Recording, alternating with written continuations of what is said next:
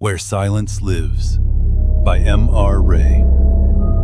Chapter 1. The New Doctor. He sits in the living room after lunch.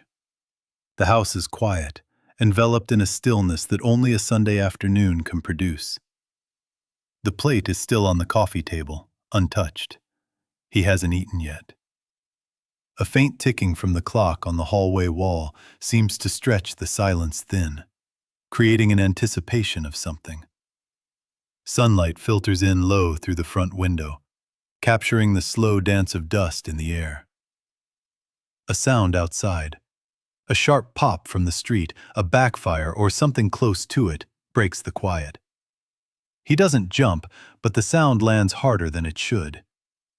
He closes his eyes, and the room falls away. He is new to town. Weeks, not months. The grocery store lot is packed, not perilous. He lingers in his car, scanning morning notes, considering a patient, and the time. He checks his watch. 15 minutes, just enough time to make it. He shifts the car and presses the pedal, already turning his head to look behind him. The car lunges forward. The impact is jarring and final. Metal, plastic, the unmistakable snap of something yielding. He kills the engine immediately and sits there, hands clenched on the wheel, heart beating fast as if he's done something far worse. When he gets out, the damage is clear. The other car is a compact red sedan, old but intact. There's a dent along the side panel, shallow and broad, paint scuffed, but nothing hanging loose. His own car is another matter. Green fluid streams from beneath the hood, spreading across the asphalt. Steam rises, thin and unrelenting. The car is done. He knows it without closer inspection. The woman in the red sedan stays seated for a moment before opening the door. She moves carefully, deliberately. She's older than him, upright, composed. She looks at her car, then at his, then at him. You all right? Yes, I thought I was in reverse. She studies the scene, nods once. You weren't. She takes out her phone and reports the accident without fuss. John stands off to the side, acutely aware of drivers slowing as they pass, of eyes that linger and drift on. One of the drivers passes by, and through the open window, John hears a whispered comment. "That's the new doc." The words strike like a gavel, cementing his sense of isolation and dread of the local judgment. He has no one to call, no plan, and now no car. A sheriff's cruiser pulls into the lot a few minutes later, lights off.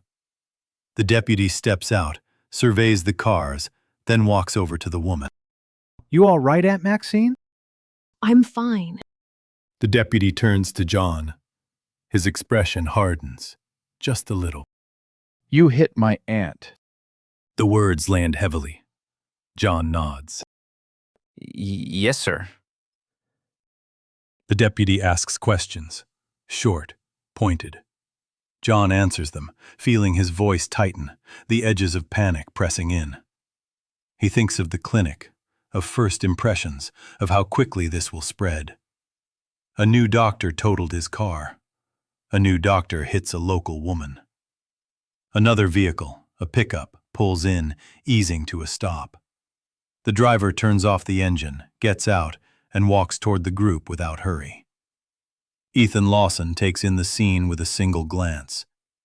He looks at the cars, the fluid on the pavement, the deputy's posture. Then he looks at John. What happened? Ethan asks no one in particular. John turns toward the voice. The man had pulled his truck in behind the cruiser and walked over with an easy stride, showing no hurry. He looked older, late 50s maybe, sun-worn, wearing a ball cap. He wasn't dressed like an official. He could have been someone showing up late to a weekend barbecue. You all right? He asks the lady. I'm fine, just rattled. He stops in front of her, scanning her face, arms, and posture. He reaches out, touches her elbow lightly to steady her, not drawing attention. After confirming she's steady, he turns away to assess the scene. John realizes he's been holding his breath. The man studies the cars, the jagged angle of impact. His gaze shifts to John's car, to the vivid spill of coolant seeping across the asphalt. What happened? He asks again, this time toward John. John starts talking all at once. Reverse instead of drive, not paying attention. He trails off, waiting for some violent reaction.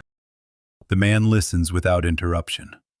When John finishes, he turns his head slightly toward the deputy.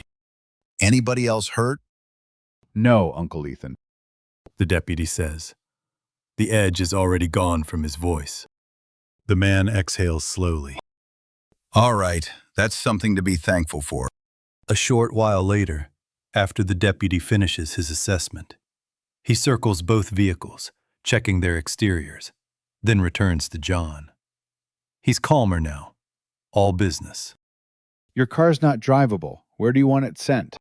John opens his mouth, then closes it. He looks past the deputy at the spreading puddle under his hood, at the thin line of steam. He shakes his head. I don't know. I'm new. I don't really know anyone yet. The deputy turns slightly and speaks over his shoulder.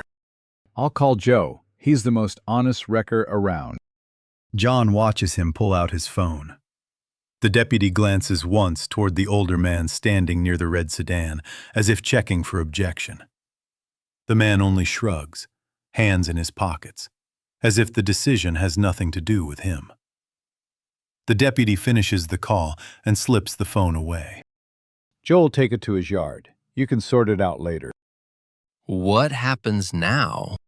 The deputy studies him, then says, There's no citation. It was an accident. No one was hurt. John nods. You got someone you can call? Somewhere you need to be? John hesitates. I'm staying at the hotel, just until I find a house. The older man steps closer to John, close enough now that John can smell dust and motor oil on him.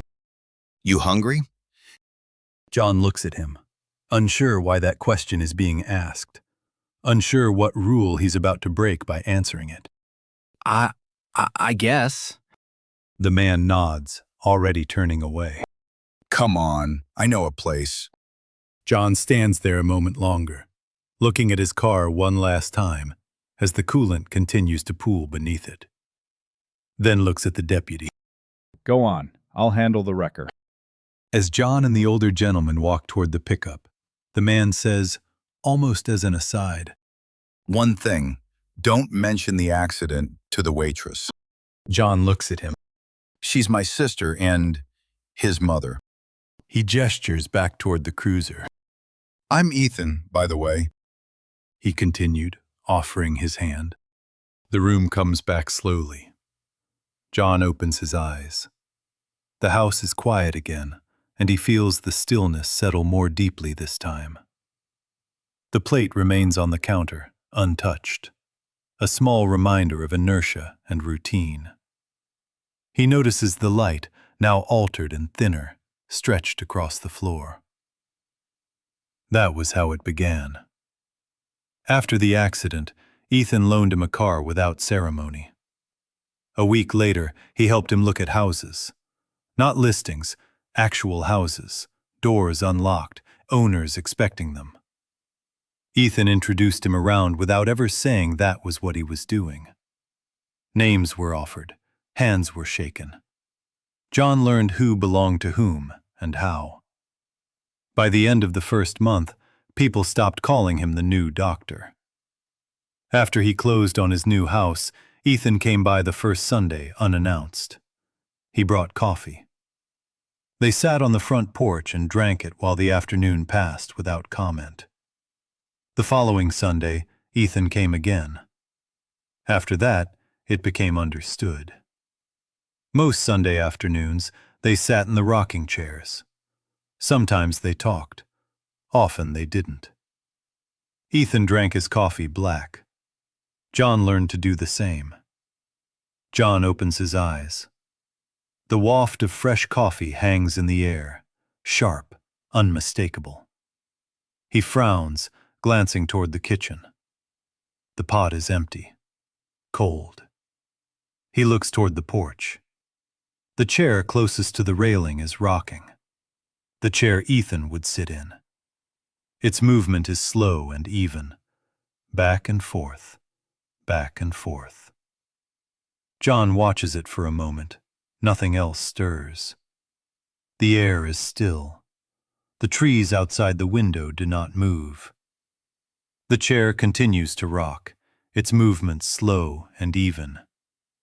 An unexpected creak, almost like a footstep on old wood, echoes softly from nowhere, amplifying the stillness. John listens intently, the hair on his neck prickling with an undefined alertness.